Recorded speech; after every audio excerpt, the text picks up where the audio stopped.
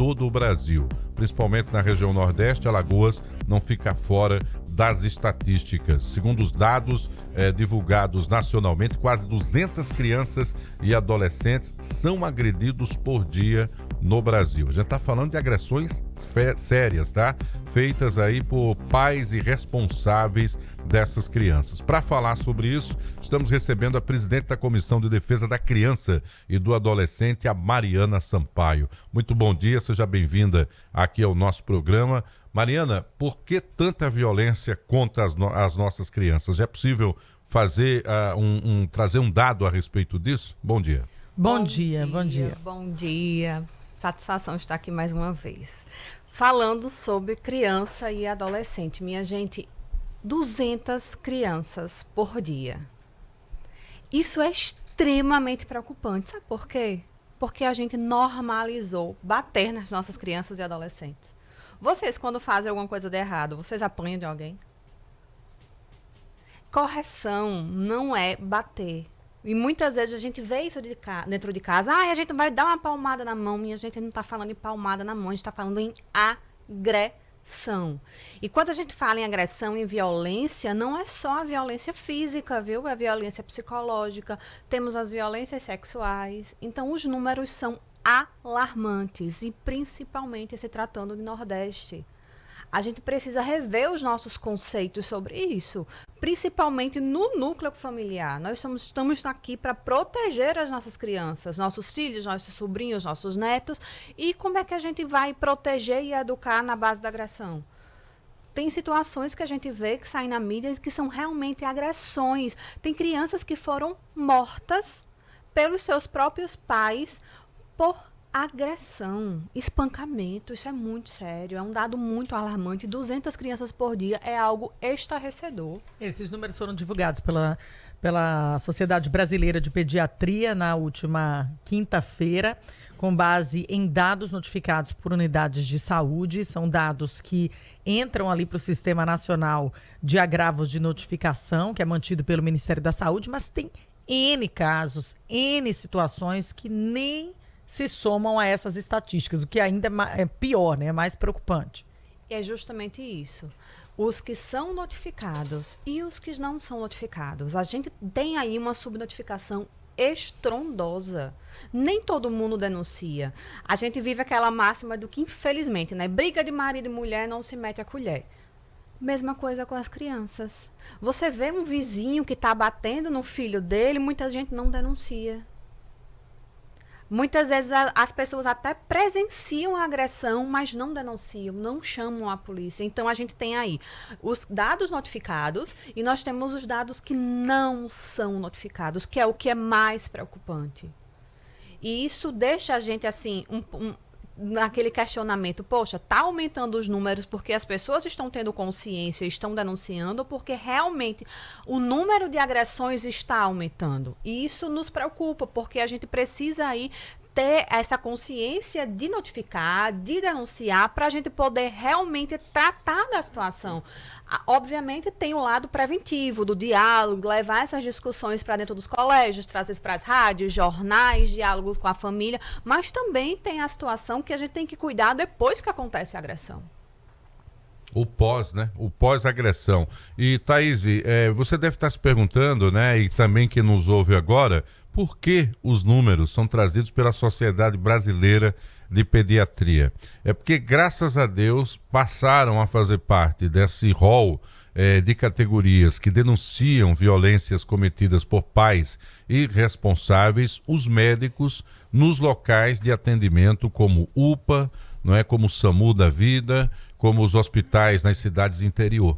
E aí, quando eles vão lá e constatam, não, doutor, ele caiu da escada. Não, estava brincando e caiu no quintal. Só que os médicos, com a sua habilidade, durante os exames, e muitas vezes, né, vendo o olhar de medo da criança em relação aos pais nos locais onde eles levam para o atendimento, eles constatam que são agressões. E é por isso que tem a notificação oficial feita pela Sociedade Brasileira de Pediatria.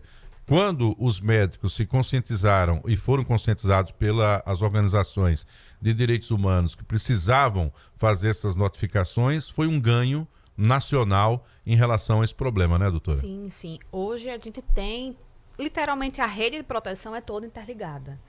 Toda interligada. Se uma criança chega a um hospital, o médico tem a obrigação de notificar, sob pena de responsabilização, se assim não fizer. Então, isso é muito importante, porque antes a criança chegava e não havia essa informação, não havia essa troca de informação. Então, hoje, todos os nossos bancos de dados são interligados. Se chega uma criança no hospital em que há suspeita de agressão, eles têm a obrigação de notificar. Isso é registrado e a gente consegue... Não tem como falar, na verdade, em políticas públicas para criança e adolescente, proteção para criança e adolescente, sem dados. Sem levantamento de dados. Por isso que a gente bate tanto na tecla da denúncia. Da denúncia seja no hospital por um médico, da denúncia por um vizinho, da denúncia por um familiar, porque é justamente essa união de forças que a gente consegue melhorar a qualidade da garantia de direito das crianças e dos adolescentes. A gente vê isso a partir do momento que houve essa implementação dentro dos hospitais, dessa ligação de notificar, de denunciar, de chamar assistente social, porque não é feito só pelo médico, tem toda uma equipe aí por trás. Temos psicólogos, assistentes sociais, o próprio médico, a polícia. Então é tudo literalmente interligado. Às vezes a gente olha por fora e não tem nem noção do que de fato está acontecendo lá dentro. É muito complicado, minha gente. Vamos falar da situação, trazendo o olhar aqui para Alagoas. Como é que Alagoas está posicionada nesse cenário de violência contra criança e adolescente, Mariana? Vamos lá. Hoje a gente tem uma rede de proteção bem articulada, forte. Hoje a gente vê aí união de OAB, Tribunal de Justiça, Ministério Público, Defensoria Pública, secretarias, tanto municipais quanto estaduais. A gente consegue levar esses diálogos para dentro do colégio, porque nem toda agressão deixa marca e nem toda agressão é física. Então, a gente tem que levar esses debates, porque às vezes as crianças nem sabem que estão sendo violadas, agredidas. Então, a gente consegue ter essa articulação para poder ampliar isso, amplificar esse diálogo, levantar esses direitos. Então, assim, hoje a gente vê uma maior efetivação na garantia desses direitos. Então, isso me deixa muito feliz. Hoje também nós temos o debate aí o que acho que seria interessante para outro diálogo, sobre celulares dentro do colégio. Porque uma coisa puxa a outra. A gente já vê aí que muitas violações, principalmente sexuais, vêm por meio de celular. Então, a gente já traz aí outro debate. Então, a rede de proteção unida, fazendo um trabalho principalmente preventivo e de conscientização, traz resultados muito bons mesmo. Aí o fato de a gente ter uma assistência especializada para criança e adolescente, isso reflete diretamente nos números, nas notificações, entendeu? Então, maior rede de apoio, maior assistência, maior resposta também para que Alagoas não esteja entre os estados do Nordeste com maiores estatísticas de violência contra crianças e adolescentes. Então, a gente tem aqui a Bahia aparecendo ali com o maior número de ocorrências, outros estados também com números expressivos como o Ceará e Pernambuco. Então, a gente vê realmente, e vocês que estão na linha de frente aí das instituições que trabalham, né, diretamente com a causa, veem o reflexo do trabalho nesses números aqui. E é justamente isso. Não adianta a gente só fazer esse trabalho preventivo e a população não ter a consciência e denunciar. A gente precisa fazer o trabalho preventivo, a população fazer o trabalho dela em se conscientizar e denunciar, para aí a gente poder realmente ter uma notificação mais consistente e fazer o trabalho no pós-agressão. Doutora, uma coisa importante em relação a esse tema é que crianças violentadas, né, vítimas de violência, quase sempre serão adultos violentos, né? Porque se esse ciclo não for interrompido, essa educação, ela vira de novo, mas essa falta de educação vira de novo lá na frente, violência. Crianças que crescem em lares onde os pais batem nas esposas também são vítimas de agressão porque vão defender as mães e apanham também.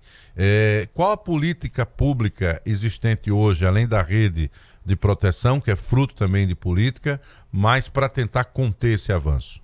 Vamos lá. A gente vê que realmente é comprovado, por meio de estudos, que crianças que crescem em lares violentos, ou elas são pessoas extremamente introvertidas e acabam desenvolvendo algum tipo elas se fecham no próprio mundo e acabam sendo adultos também fechados, ou replicam essa violência. Muitas vezes a criança, se você olhar, a violência doméstica não está só ligada à mulher.